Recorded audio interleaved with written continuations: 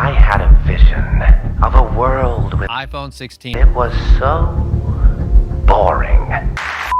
I don't get why people say that the iPhone 16s are the most boring and worst iPhone upgrade ever. Did we forget about the iPhone XS where the only new thing was like the new gold color? The new gold color? I think the iPhone 16 is one of the more exciting quote-unquote upgrades that we have had because A, the base model affordable phone gets a new processor, and the capture control button is one of the most un-Apple things that I've ever seen, which actually makes it quite interesting. I'm actually working on a video on why this thing feels so weird. For everyone who says that the iPhone 16 is not that different from the 15s, well, here's the thing. The 16 is not meant for people who have the 15s or even the 14s. Just because a new iPhone comes out does not mean that the old model spontaneously combusts out of existence. You know, Apple quite often gets accused of making the older phones worse when the new one comes out, and planned obsolescence, which is making stuff that is intentionally built to break quite quickly. And that might be true in terms of lack of repairability and all that. But they're also one of the few companies that has provided 6 to 7 years of software updates for over 10 years. The Android companies just started, and they only offer that to their most expensive models. But I think the only people who should consider upgrading the iPhone in general or to the 16s are those using the iPhone 10 or older. And even then, you might be able to buy a new battery and get another extra 1 to 2 years out of it. But if you really want a new phone, you could just go for a 13 or a 14, which aren't that different from the 16 and now just got cheaper, so it's like a win-win situation. You know, I feel that the idea of calling a phone boring is quite subjective, because is it really boring to live in a time where you have this magical box that can do anything and that has gotten so good that we're running out of ideas? You know, we say smartphones or technology or laptops or whatever have peaked, and if so, which I feel like it's true to a certain extent, that's a good thing. You know, you want to be at the peak that's right at the top. That's a good thing to have. Being bored is not necessarily a bad thing because it only sprouts out of a sense of comfort. And if you're comfortable, which means all the necessities are taken care of, then only you feel bored, which in that case, it's a good thing.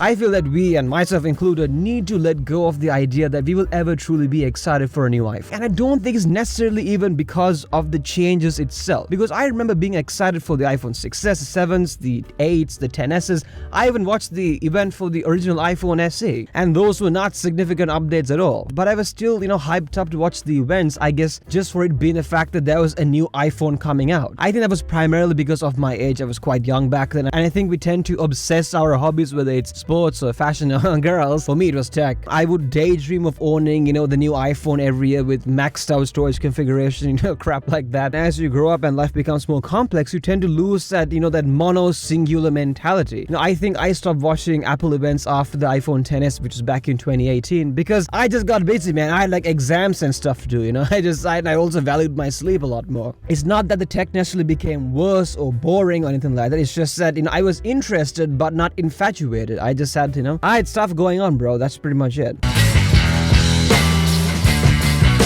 I feel that the vibe in the tech community has changed quite a bit as well, because back then, you know, in the early 2010s, you know, 2015 and all that, I felt that there was a greater sense of wonder and optimism within the community, because tech was still maturing and we knew, you know, phones one day would, you know, take over the world and be these amazing things, but we weren't there yet. So even if there was a, you know, kind of lackluster update, we knew that there was still a lot of improvement that could be made in terms of battery life and screens and all that stuff that one day eventually have, because that's sort of innovation is, you know, kind of realistic, and that hope for the future, I think, fueled the community with excitement. And just as important, we still didn't truly understand or foresee how damaging these phones could be in terms of mental health and attention spans and all that. And I think we overall had a better balance between tech and real life back then. But nowadays, smartphone addiction has gotten so bad that companies are building in features to help you stop using your phone so that they don't get, you know, sued or something. For a lot of us, you know, our phones or laptops or whatever went from something that we escaped into for a few hours to now being something we have to escape from to, you know, fix our sanity. And I feel like there's a lot of people out there who agree with this. So when you combine growing older, increased pessimism towards technology, and increasing lackluster upgrades because we're just running out of new stuff to add, it makes sense why people feel so jaded over the new iPhones. And I don't think that it's going to change anytime soon, and there's no reason why it should, because for me personally, I'm glad that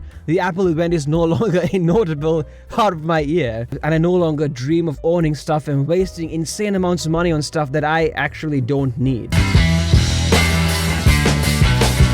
the iPhone 16 represents, 14 years of hard work. If the younger version of ourselves who were blown away by the iPhone 4 or 5 saw what even budget phones look like these days, our heads would explode. I remember growing up watching concepts for this bezel-less all-glass iPhone, and we're there. I don't want to get sentimental here because the iPhone 16 is not perfect, right? That's clearly a bunch of stuff that Apple intentionally left out so that they can add it next year and make it the best thing ever. I'm not simping for them, but I think it's not really that realistic for us to expect a bunch of humans working in an office somewhere to change the wheel every single year. It's just not realistic, right? Even if Apple did give the iPhone 16 120 Hz, would that really make it a lot less boring? It would make it exciting and cool? Not really. And I myself am trying to appreciate what we have right now instead of pining for this perfect future that never existed. What do you guys think about the iPhone 16s? Am I a Apple, simp cuck? To like and subscribe helps out the channel with the algorithm. And also I'm working on why I think the iPhone 16's capture control button, it's so goddamn weird, okay? I hate that button. It just rubs me the wrong way as I rub it. See you soon. Bye-bye.